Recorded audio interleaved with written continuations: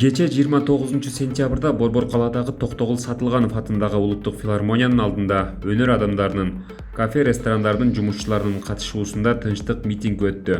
Акциянын катышуучулары жумушсуздук күч алганда жергиликтүү бийлик тойканалардын ишин улантууга уруксат берүүсүн талап кылышты.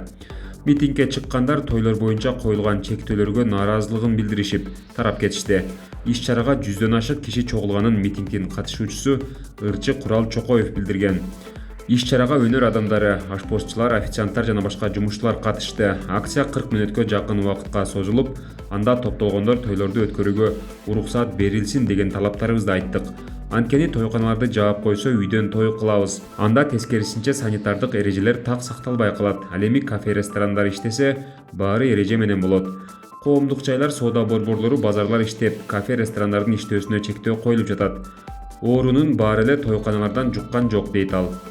Акцияга чыккандар өздөрүнүн талабын билдирүү иретинде флешмоб даярдашып, аны видеого тартышты. Ушундай эле акция өлкөнүн башка аймактарында, тагыраагы таласта өткөнүн, Ысык көлдө дагы уюштурулуп жатканын кошумчалады Курал Чокоев.